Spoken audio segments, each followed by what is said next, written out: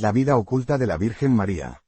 La vida de la Santísima Virgen María según las visiones de la estigmatizada de Dulmen, transcritas por Clemente Brentano. Traducción íntegra de la edición alemana, introducción y glosas de José María Sánchez de Toca Beata Ana Catalina Emmerich. Índice. Introducción. Glosas y notas a diversos términos empleados en esta traducción. 1. La estirpe de María. 2. San Joaquín y Santa Ana. 3. La Inmaculada Concepción. 4. La Natividad de María. 5. La Niña María. 6. La presentación de María en el templo. 7. San José. 8. La boda y la Anunciación. 9. La visitación. 10. El Adviento. 11. El nacimiento de Cristo. 12. La caravana de los Reyes Magos. 13. La adoración de los Reyes Magos. 14. La purificación de María y la ofrenda del niño.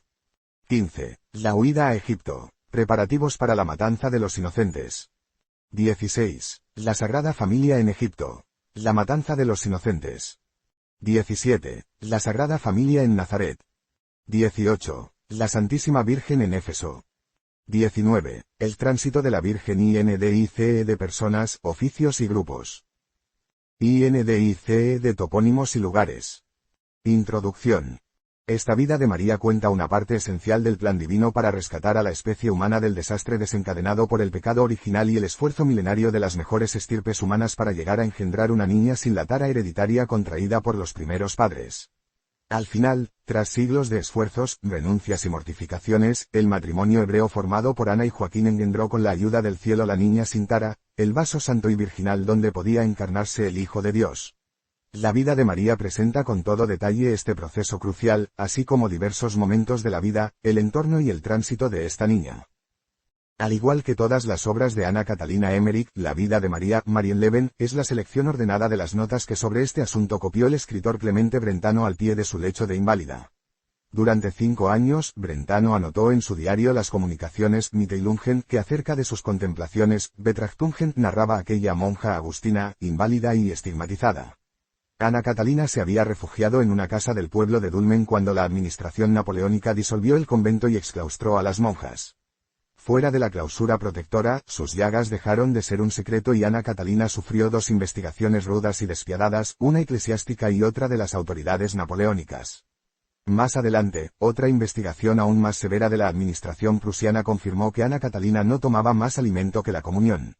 Desde muy pequeña, Ana Catalina tenía una capacidad insólita para reconocer reliquias y remedios naturales, pero sobre todo despierta o dormida, arrobada en éxtasis o en estado de vigilia, presenciaba casi continuamente visiones de carácter simbólico o histórico. Ana Catalina asistía involuntariamente a lo que ella llamaba Bilder, cuadros que hoy hubiera llamado secuencias cinematográficas, en los que a veces participaba y cuyo significado con frecuencia se le explicaba interiormente. Ana Catalina era un testigo fiable, muy fáctico. Prácticamente todas sus frases comienzan con las palabras vi que, como si, apareció, o me pareció. Rara vez dice haber visto algo, sino que vio la aparición de algo, y siempre precisa la forma en que veía, oía o sabía las cosas. Conviene tenerlo presente, aunque esta traducción española haya aligerado mucho estas reiteraciones. De este modo Ana Catalina vio, oyó y entendió en sus contemplaciones las vidas de Jesús, de María y de los santos, así como el pasado, presente y futuro de la Iglesia y de la humanidad en visiones que al principio recogió su médico de cabecera, Bessener, pero que más tarde y durante un lustro, 1819-1824, fueron la misión que se asignó a sí mismo el escritor Clemente Brentano.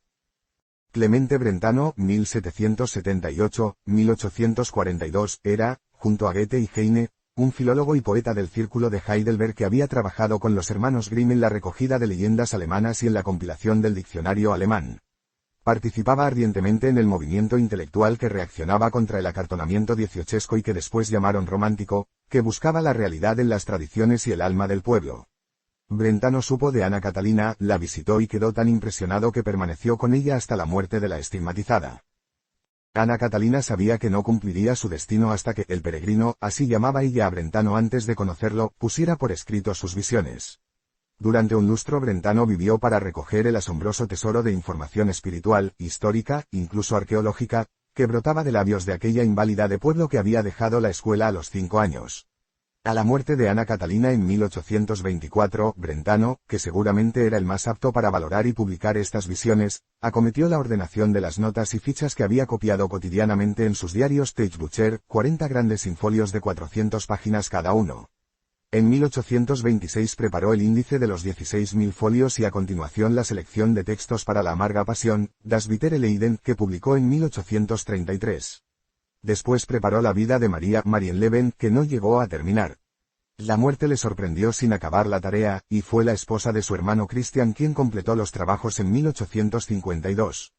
Muy pocos años después, el sacerdote redentorista Smoger publicó en 3 tomos entre 1858 y 1860 una gran recopilación de visiones sobre Jesús y María que incluía la vida de María, la predicación de Jesús y la pasión, Das arme Leben und bittere Leiden.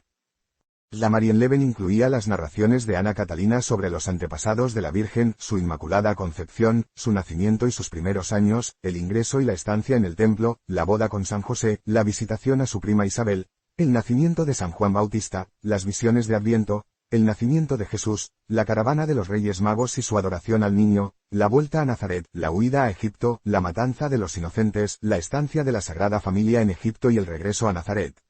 Aquí la narración se interrumpe y la vida salta a la estancia de la Santísima Virgen en Éfeso con San Juan y el final de su vida terrena.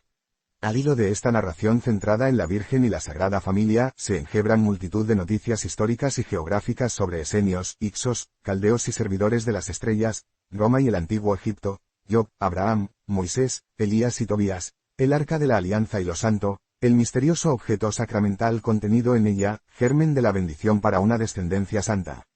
Faltaba por tanto desde la vuelta de Egipto hasta los últimos años de la Santísima Virgen y por tanto no puede considerarse una biografía de la Virgen María. En la recopilación de Smoger, que está en general más condensada que la Marienleben, aparecen detalles y aspectos, la casita de Nazaret o la muerte de San José, que me ha parecido conveniente incluir también en esta traducción. La Marienleben es, por así decir, un texto más primitivo que el de la amarga pasión, tal vez porque probablemente Brentano no se sintiera ya con ánimos para completar la tarea imposible de separar las vidas de María y de Jesús. Desaparecida Ana Catalina, tampoco podía confrontar y corregir sus dudas acerca de sus notas tomadas apresuradamente a vuelapluma entre 1819 y 1821, algunas en 1822, cuando quizá aún no tenía la inmensa pericia que llegó a tener como copista de Ana Catalina. A veces la Marienleben está subdividida en prolijos epígrafes seguramente tomados del índice de los diarios y acompañada de copiosas notas, cada una de las cuales es una investigación erudita, pero otras veces el cuidado decae y, sobre todo al final, es posible que esté desordenada o falten tramos esenciales. Falta casi todo sobre las estancias de María en Jerusalén y en Betania, y es legítimo sospechar que entre los 16.000 folios de los diarios de Brentano permanezcan sepultadas noticias sobre los últimos años y el tránsito de la Santísima Virgen. Por otra parte, Brentano era concienzudo y le gustaba confirmar en lo posible las sorprendentes revelaciones de Ana Catalina. Buscó la ayuda de especialistas y rabinos, especialmente del orientalista profesor Hanever, y Adam Moller, historiador de la Iglesia, con las que introdujo las eruditas y a veces prolijas notas que acompañan a esta obra. Pero el escollo principal de esta vida de María es que pone en Éfeso la dormición de la Virgen que una antigua y venerable tradición pone en Getsemaní. Como dice Ana Catalina, quizá el Señor no quiere que se sepa dónde ocurrió el tránsito de la Virgen. Pero esta divergencia, en lugar de restar valor a la Marienleben, nos ayuda a ponerla en su justa perspectiva, y es un saludable recordatorio de que las visiones de Ana Catalina no son el Evangelio ni dogmas de fe, pueden creerse o no, como siempre, hay que leerlo todo y quedarse con lo bueno. Dicho esto, tampoco estará de más recordar que en el siglo XIX se buscó la casita de la Virgen de Éfeso con la Marienleben en la mano, y gracias a ella se encontró y hoy puede visitarse. Esta edición española es una nueva traducción íntegra y completa que confía no haber omitido nada del sentido del original alemán. En general, todo lo que no dijo Ana Catalina va entre corchetes. Los párrafos añadidos de la edición de Smoger están delimitados con llaves.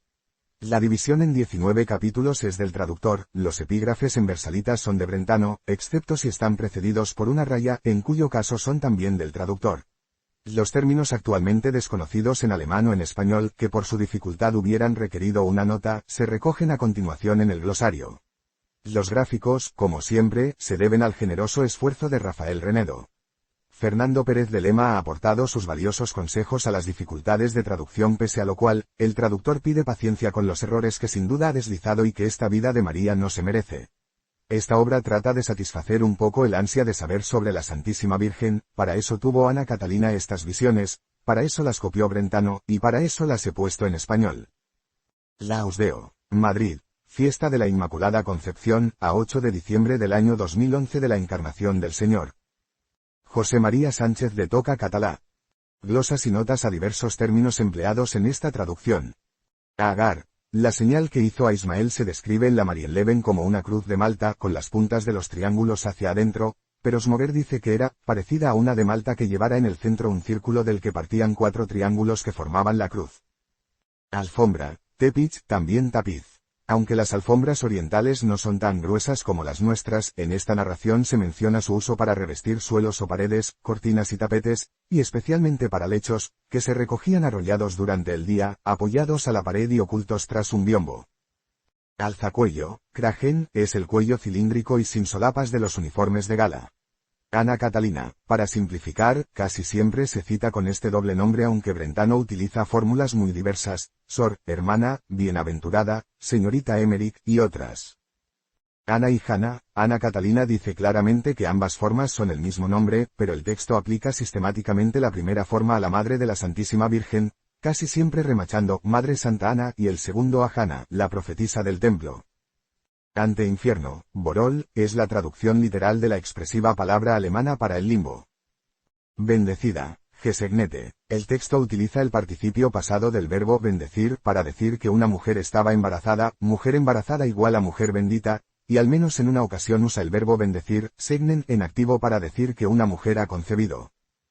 Braseros, Feuerkorben, literalmente, cestas de fuego. El texto de las visiones de Ana Catalina, mezcla de dialecto bajo alemán y alemán erudito de principios del siglo XIX, a veces describe cosas que ya no se usan o que nunca se han usado en nuestro país, para las que falta traducción española exacta.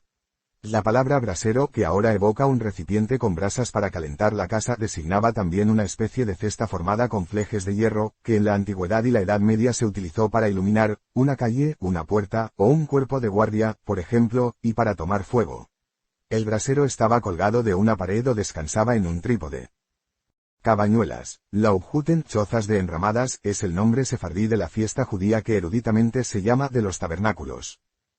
Kaftán, Leibrock, es un vestido, masculino o femenino, sin cuello, abierto por delante y que llega hasta media pierna, podría traducirse por casaca, aunque es más largo que esta, pero no por levita, que se cruza por delante. Caída en el pecado, Sündenfall, es el pecado original. En algunos casos se ha preferido mantener la traducción literal porque enriquecía el significado. Camello, camel. Al hablar de la caravana de los Reyes Magos, Ana Catalina, o Brentano, empieza llamando camellos a los animales de una sola joroba y dromedarios a los de dos, justo al contrario del uso actual, tanto en español como en alemán, donde dromedario es el camélido de una joroba y camello el de dos. Más adelante, a lo largo del texto, ya habla de dromedarios, dromedaren, como camélidos de una joroba. En general, cuando Ana Catalina veía algo que desconocía y para lo que carecía de palabra, lo describía minuciosamente y más adelante lo llamaba por su nombre si llegaba a saberlo. Camino hondo, Jolue, lo he visto traducido por callejuela o desfiladero, pero no conozco palabra española que designe exactamente los caminos que están más hundidos que el nivel de los campos, mientras que sí existe arrecife para los caminos elevados sobre lo que atraviesan. Camino militar, Heerstraße, era el nombre alemán de una buena carretera, como entre nosotros, Camino Real. Casa de Ana cerca de Nazaret, la narración dice al principio que estaba aproximadamente a hora y media o una hora de Nazaret, pero más adelante lo deja en media hora. Castaño, brown, pardo, marrón, es el color de las castañas. Ana Catalina distingue entre brown, pardo o castaño, y un color algo más claro, braunliches. Ambos adjetivos los aplica tanto a la ropa de lana como a la tez de los egipcios. Cintas, corchetes y botones, da la impresión que las prendas se cerraban con cintas o con un lazo o una correa ranurada y un botón constituido por un moño o bola de cordón, tal vez un palito, como las trencas. Cobertizo. En el original sopen y actualmente supen designa una construcción muy sencilla, formada por una cubierta de ramas, o tal vez de paja, cañas o juncos sostenida por postes. A veces el texto lo adjetiva de abierto, que es de suponer signifique sin paredes, ya que otras veces precisa que el cobertizo estaba cerrado con zarzos. Sopen con o es actualmente jarra de cerveza o biberón. Colcha, deque, cubierta, es una palabra bastante imprecisa que lo mismo se refiere a mantas y cobertores que a tapetes. En el texto a veces la extienden por el suelo, con lo que se confunde también con alfombra o tapiz tepich. La deque que prepararon para el parto en casa de Ana y de Isabel, y en general, de las embarazadas, parece que era una manta que tenía cosido en su centro un saco de dormir abierto que podía cerrarse con cordones. Color de cara, Gesichtsfarbe. Ana Catalina siempre habla de color de cara, no de color de piel, porque, salvo en Egipto, los personajes de los que habla solo llevaban descubierta la cara, y si eran mujeres, a veces ni eso. Ana Catalina distingue tres tipos de color de cara: blanco amarillenta, marronceja brown liches, y marrón brown, y solamente en alguna ocasión menciona un color de piel negro brillante. Cuadro. Ana Catalina veía sus visiones en Bilder, plural que significa también, imágenes y muchas cosas más. Parece que los veía enmarcados y formando escenas que hoy hubiera dicho secuencias cinematográficas o videos. A veces entraba y salía en ellos. Otras veces se superponían y le mostraban uno mientras seguía viendo el anterior en el trasfondo. Además de ver el cuadro podía oír lo que pasaba y compartir o intuir los sentimientos de las personas del cuadro. En ocasiones la explicaban o entendía el contenido. Ana Catalina era consciente de que lo que veía eran representaciones y no realidades y siempre especificaba de qué modo se enteraba: vi, sentí, entendí, supe interiormente, y el grado de realidad de la visión, como, igual que parecido a, figura de, y así dice con frecuencia, la aparición, donde uno hubiera dicho, la Santísima Virgen, o Jesús. Dátiles. La primera vez que los menciona los llama frutos de palmera. Más adelante es de suponer que después que Brentano la dijo cómo se llamaban, los llama dátiles. Tengo la impresión de que pasa lo mismo con la higuera y sus frutos y con el maíz, al que no llega a dar nombre. Doncella, virgen, se dice Jungfrau, que literal y semánticamente es joven señora. Actualmente esta palabra solo se emplea para la virgen, pero en el texto se aplica también a las jóvenes y por eso se ha traducido, doncella o virgen, de acuerdo con el contexto. Emerencia. Tía abuela de Santa Ana, aparece una vez como Eremencia. Enramadas. La palabra lauve, que significa enramada, se utiliza sistemáticamente en este texto para pérgola o embarrado. En el texto aparece con frecuencia tanto al hablar de las cabañuelas como de los cobertizos y albergues en ruta. Actualmente el Garten, lauve de un jardín, es un porche o cubierta vegetal. Enseres, jerete, que suele utilizarse para aparatos, herramientas o utensilios, en este texto designa los enseres domésticos. Escalera de la Puerta Dorada, 15 escalones según la Marienleben, 50 según Fuchs. Escapulario, escapular, es una faja de tejido ancha que se metía por la cabeza y colgaba por delante y por detrás, tal como la describe Brentano en una nota. Escritor. Der Schreiber, es como Brentano hablaba de sí mismo en tercera persona. Peregrino. Der Wanderer, era el nombre que le daba Ana Catalina en sus visiones antes de conocerle personalmente. Esenios, región habitada por los, la Marienleben dice que vivieron al principio en una extensión de 48 por 38 leguas, más de 100.000 kilómetros cuadrados, mientras que Smoger habla de 48 por 36, millas, menos de 4.000 kilómetros cuadrados, que sigue siendo grande, pero más razonable. Fresas o madroños, en lo mismo significa una cosa que otra. De hecho se da la paradoja de que el árbol del madroño se llame Erbeerenbaum, cuando Erbil por definición es algo que nace a ras de suelo. Globo imperial, Reichsapfel es una de las insignias imperiales, una bola metálica surmontada de una cruz. No tiene nombre específico en español, pero el diccionario heráldico de Vicente de Cadenas lo llama mundo. Gloria. Glory y a veces resplandor, glans, representa en estos textos un ámbito luminoso cerrado que generalmente contiene algo en su interior. Hora, Stunde, medida de distancia en estas visiones. Stunde sirve tanto para leguas como para horas y es la distancia aproximada que un hombre camina en una hora. Las leguas eran muy imprecisas. En teoría cada país tenía establecida la suya: legua germánica, de 15 al grado, otros dicen 14,5, legua gala, de 17,5 al grado, legua hispana de 20 al grado, es decir, respectivamente 7,4 kilómetros, 6,34 kilómetros o 5,55 kilómetros. En la práctica, y sobre todo en terreno quebrado, no podían medirse con exactitud y se hablaba de leguas cortas y leguas largas. Aquí se han traducido siempre por horas, sobreentendiéndose que es la distancia recorrida en esas horas de marcha a pie. Isabel. En el penúltimo capítulo, al hablar de las mujeres que acompañaban a la Santísima Virgen, se habla de una Isabel, sobrina de Ana, y poco después de una Isabel, hija de una tía carnal de Ana y madre del Bautista. Son dos personajes distintos. Joaquín y Elí son el mismo nombre, como explica Ana Catalina en el texto. Jesús era hijo de Elí, según la carne, por ser hijo de María, hija de Joaquín. Lagartos voladores, Fliegende y Dechesen, animales negros con morros de fuego, Suarse tiere mit feurigen Maulen. Con toda probabilidad, alguna especie terminal de dragones, hoy desaparecidos del mundo físico, pero que persisten en la memoria colectiva. Lomos, Lenden, región lumbar, parte inferior de la espalda, suele servir de eufemismo para nalgas o glúteos. Véase por ejemplo la descripción de la primera imagen, cubierta con alas de plumas en su mitad inferior, que hicieron los egipcios sobre la Inmaculada Concepción. La señal que traía en su cuerpo Santa Ana al nacer, estaba en el estómago, según la Marienleben, y en el bajo vientre según Smoger. Mar de Galilea, o de Tiberíades, lago de Genesaret o de Cafarnaúm, todo es lo mismo. Por eso cuando Elías estaba en la cueva del Carmelo y su criado que estaba fuera miraba al mar, el texto habla después de la nube que sube del fondo, del lago, es lo mismo, el criado siempre había estado mirando a Levante, a Galilea. Meses judíos, Marienleben dice que 2 veces al año tenían meses de 21 y 22 días, y Smoger, que tenían meses de 20 días 2 veces al año y uno de 22 días. Lamento no saber a quién dar la razón. Moisés, Biegensifchen, literalmente barquilla cuna, es una cestilla ligera y con asas que sirve de cuna para un bebé, cerrada por arriba dejando una abertura. Es de suponer que tome este nombre de la cesta donde flotaba Moisés en el Nilo. Montaña de los Profetas, Profetenberg, así llamaba Ana Catalina un paraje feraz situado, en la Alta Asia Central, por encima de las montañas más altas de la tierra, donde se conservan los tesoros espirituales de la humanidad. Bajo ella nacen grandes ríos, y en concreto, el Ganges. Sobre la tierra hay 4 lugares como este. Al describirlo más extensamente en otro lugar, habla de un estado especial del agua muy notable. Muñeca de trapo, Buikelpape, Einelangepupe. Las muñecas de trapo, hoy desaparecidas, eran juguetes caseros que imitaban toscamente a los niños más pequeños, y por tanto, fajados. No tenían forma, sino que eran solamente un envoltorio de trapos con carita y bracitos rudimentarios.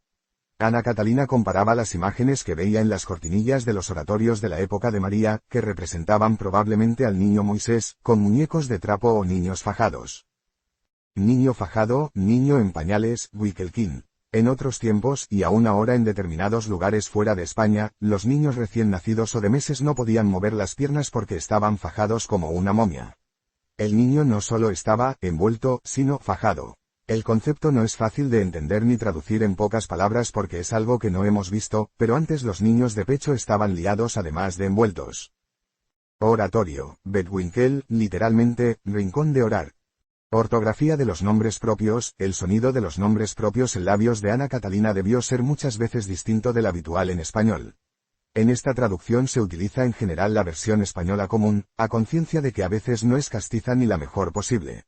Sin embargo, los nombres cuya versión española no existe o es poco conocida se han transcrito tal como debieron sonar en labios de Ana Catalina. Ello tampoco es fácil de averiguar, no solo por las razones que aduce Brentano en el texto, sino también porque su ortografía es vacilante y utilizó che tanto para nuestra J como para K, por ejemplo escribe Emmerich o Flamse que allí suenan Emmerich o Flamske.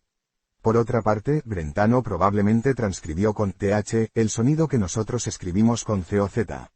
En español, por un proceso fácil de imaginar, las antiguas th como la de Mateo o Matías han terminado por escribirse solo con t, y las pronunciamos t, y no z, decimos Belén, y no Betlehem, Nazaret, y no Nazareth, Betsaida, y no Betsaida, y Judith, y no Judith. Como norma general, esta traducción respeta la grafía española tradicional de los nombres más conocidos, pero los desconocidos van con z, que probablemente representa con mayor fidelidad el sonido que oyó Brentano a Ana Catalina. Así, por ejemplo, Bezorón, que Brentano escribió Bezorón, Machat, que Brentano escribió Matat, y Zaanaz, que Brentano escribió Taanaz. Lo mismo pasa con la G, que en alemán tiene el sonido suave de Gu, y así Gesur y no Gesur, Gimim y no Gimim. En cuanto a los acentos, no hay forma de saber dónde ponía Ana Catalina el acento de los nombres propios porque en alemán no existe acento ortográfico.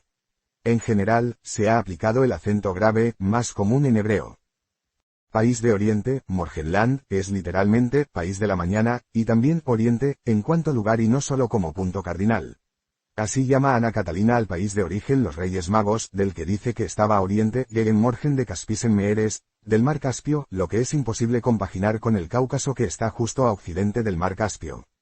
Tampoco está claro qué quiere decir con se ve como dentro de un agujero, man siet in ein wie in ein Schwarzes frase que está clara pero no se entiende. Quizá se refiera a una especie de zoom en su meditación. Es una referencia difícil de entender cuya finalidad última podría ser identificar inequívocamente el lugar. Par, mientras que el sustantivo alemán Paar solo significa pareja, el adverbio Paar es menos preciso que en español, y lo mismo puede significar dos que unos o unos pocos. Patricio romano, Romiser Ratser, literalmente, consejero, concejal, regidor romano. Pizarra, tafel, también, tabla, panel. Cuando Zacarías se quedó mudo anotó en una tafel, probablemente un trozo plano de mineral de pizarra sobre el que se escribía bien y claramente con una barrita de pizarra afilada, pizarrín, y que se utilizó hasta mediados del siglo XX por los escolares y para hacer anotaciones sobre la marcha.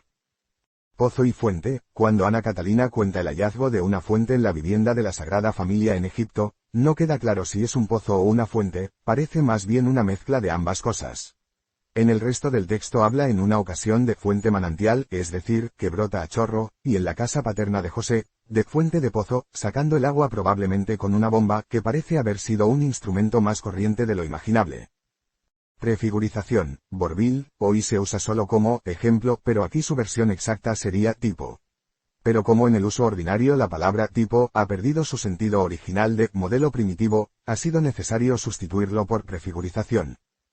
Puntos cardinales, Ana Catalina no mencionaba los puntos cardinales tal como los usamos hoy norte, sur, sud, este, oeste, y oeste, west, sino medianoche, Mitternacht, norte, septentrión, mediodía, Mittag, sur, meridión, mañana, morgen, este, levante, oriente, y tarde, abend, oeste, poniente, occidente. Nombres de los puntos cardinales en este texto, esquema de Rafael Renedo. Remangados para viaje, Reisemasig Jesús. Los viajeros con túnicas o trajes largos que estorbaban para andar, se los remangaban sujetándolos al ceñidor. Recuérdese la expresión española, faldas en cinta, cuyo sentido es, si tenemos que andar, subamos a la cintura las faldas del hábito.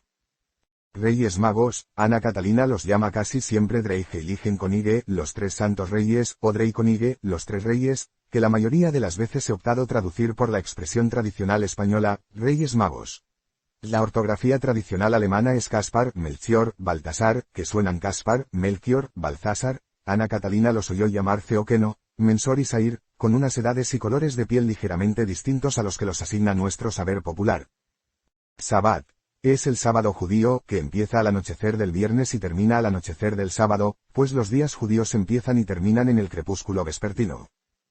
Santísima Virgen, el original alemán suele decir Heilige Jungfrau, Santa Virgen, que se ha traducido por Santísima Virgen, más usual en España. Santísimo, Das Heiligsten, en latín Sancta Santorum, era el recinto donde estaba el Arca de la Alianza. El Santo, Das Heiligen, era un recinto interior y reservado del templo, próximo al Santísimo, y por tanto al Arca de la Alianza.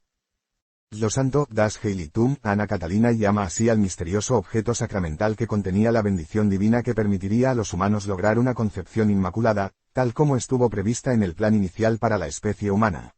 Lo Santo era un objeto físico resplandeciente y misterioso, parecido a una judía, que estuvo en el cuerpo de los patriarcas y finalmente en el Arca de la Alianza. El propio Brentano tuvo dudas y dificultades sobre qué palabra emplear en cada caso, y lo llamó también bendición y germen de bendición. No debe confundirse con el santo, que era un lugar reservado del templo. Seir, según Marienleben, él y los suyos llevaban boinas con un pequeño pompón blanco y gorras redondas con bordados de colores y monedas de otro color, según Smoger, bonetes con cofias redondas bordadas en diversos colores y pequeño rodete blanco. Tierra prometida, Das Gelobte Land, era la forma en que normalmente la llamaba Ana Catalina, que solo una vez emplea, Tierra Santa, y muy rara vez Palestina o Canaán. Todo tipo de, toda clase de, ayerley. Exageración muy frecuente en este texto que casi nunca se puede tomar en sentido literal y que seguramente quiere decir, de muchas clases y en ocasiones, de varias clases.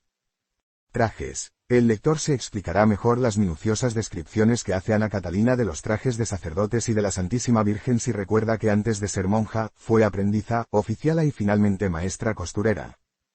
Tránsito de la Virgen, dormición, el último capítulo de la Marienleben se ocupa de la muerte de la Santísima Virgen, palabra chocante, aunque luego lo que describe no sea el proceso normal de los mortales al acabar su existencia terrena. Entre nosotros la tradición ha acuñado dos términos de asombrosa delicadeza, dormición y tránsito, más idóneos para describir la separación, reunificación y asunción al cielo del cuerpo y alma de la Santísima Virgen. Ur, la ciudad de Abraham que menciona Ana Catalina, estaba mucho más alta y más al norte que la que las excavaciones arqueológicas sitúan al sur de Mesopotamia. Téngase en cuenta que, de acuerdo con los conocimientos actuales, hubo más de una veintena de ciudades mesopotámicas cuyo nombre empieza con la sílaba Ur.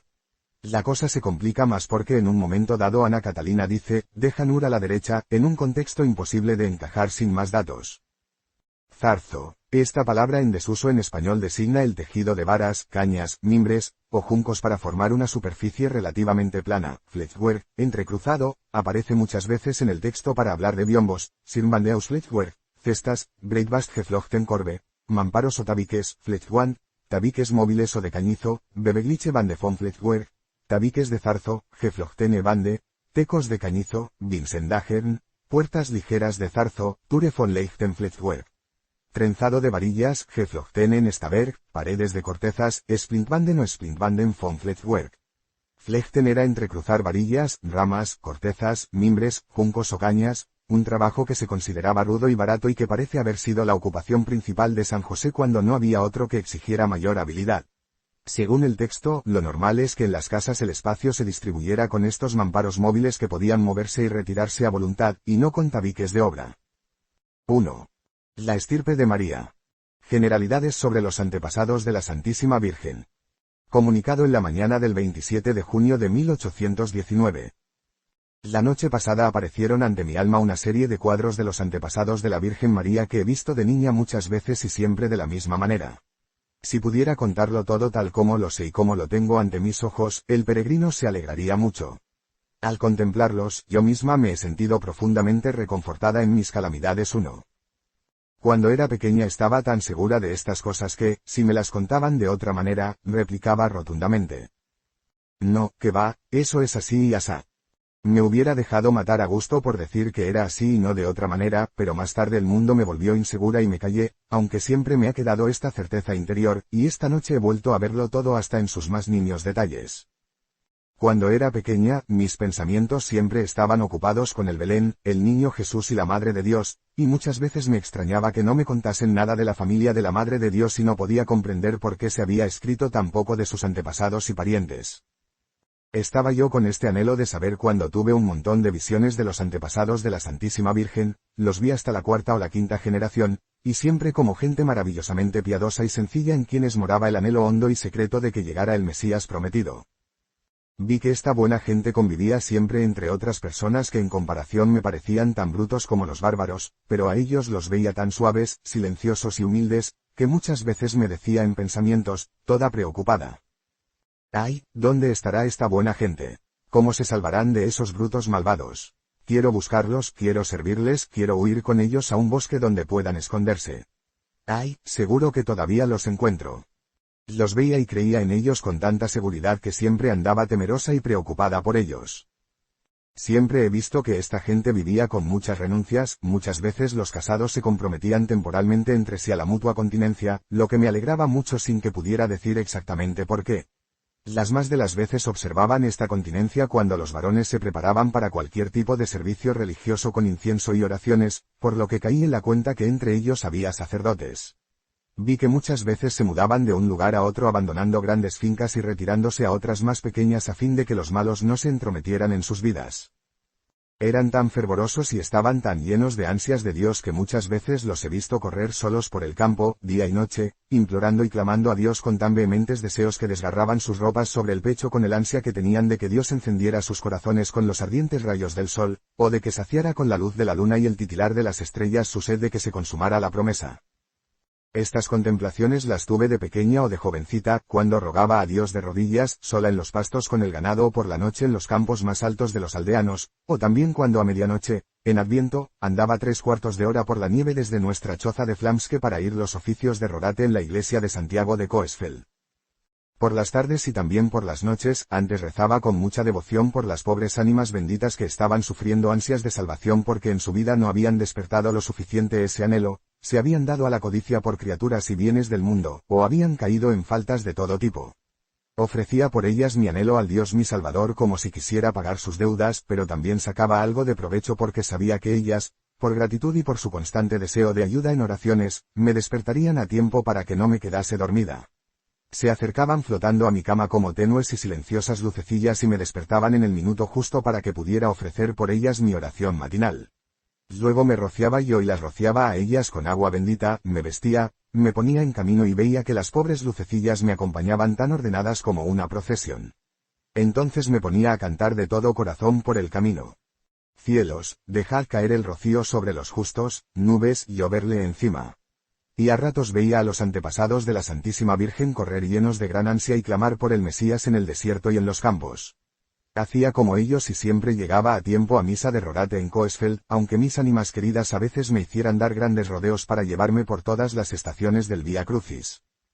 Cuando veía que todos los antepasados de la Santísima Virgen rezaban con tanta hambre de Dios, me parecían muy extraños en su traje y forma de ser, pero los veía tan claros y cercanos que todavía ahora los tengo ante mis ojos y conozco todas sus figuras y facciones. Siempre pensaba para mí, ¿qué clase de gente será esta? Nada es como ahora y sin embargo esta gente está aquí y todo esto ha ocurrido. Y así esperaba y sigo esperando irme con ellos.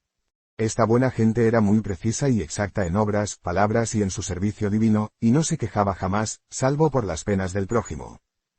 Los antepasados de Santa Ana. Comunicado en julio y agosto de 1821. Tuve una minuciosa visión de los antepasados de Santa Ana, Madre de la Santísima Virgen, vivían en Mara, en la comarca del Monte Joreb, y mantenían relación espiritual con una clase de israelitas muy piadosos, de los que he visto muchas cosas y de los que quisiera contar lo que todavía sé. Ayer estuve casi todo el día con ellos y si no me hubieran apremiado tanto con visitas, no se me habría olvidado la mayor parte. Estos piadosos israelitas que tenían relación con los antepasados de Santa Ana se llamaban esenios o eseos, pero habían tenido 3 nombres distintos. Primero se llamaron escarenos, luego jasideos y finalmente esenios o eseos. Su primer nombre escarenos venía de la palabra escara o ascara que designa la parte del sacrificio consagrada a Dios y el fragante incienso de la ofrenda de flor de harina 2.